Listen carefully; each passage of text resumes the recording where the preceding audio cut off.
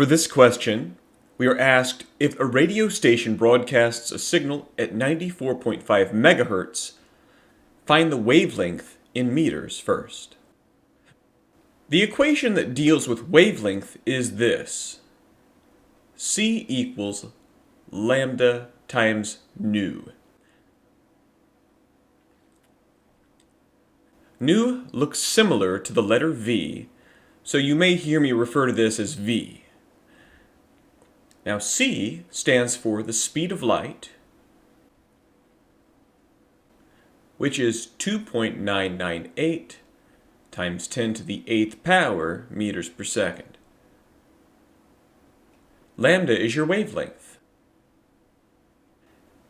And V, or nu if you prefer, is your frequency.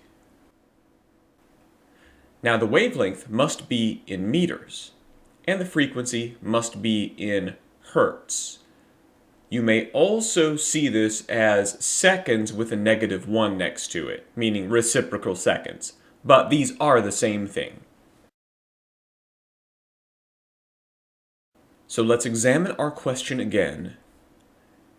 It says that we have 94.5 megahertz. Now that's a type of frequency, so this we already know. The speed of light is a constant, and we already know that as well, so the only missing piece is wavelength. But before we go in, number one, we have to change megahertz into hertz. To do this, we need to remember our SI prefixes. You might remember that kilo, for example, stands for 10 to the third.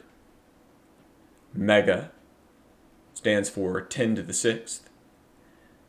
Giga, in case that comes up, stands for 10 to the 9th.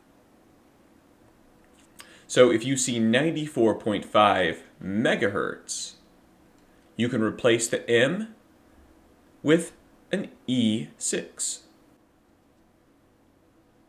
So we will have 94.5 times 10 to the 6th hertz, and that will be our frequency. Now that we have this in hertz, we can set up our equation and do some algebra.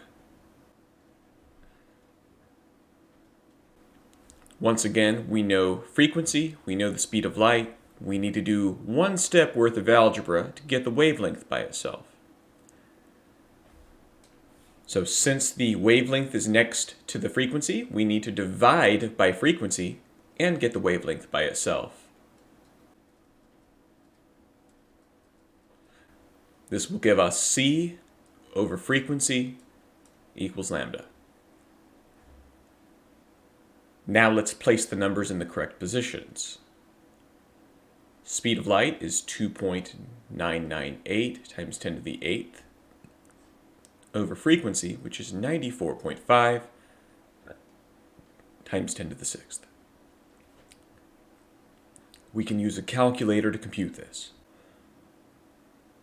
We end up with 3.172. And let's remind ourselves wavelength will always come out as meters. Because our initial starting number, 94.5, only has 3 sig figs, we will cut this off at 3 sig figs. And our final answer will be 3.17 meters. To find the energy in joules for part B, we can use the equation E equals H times frequency.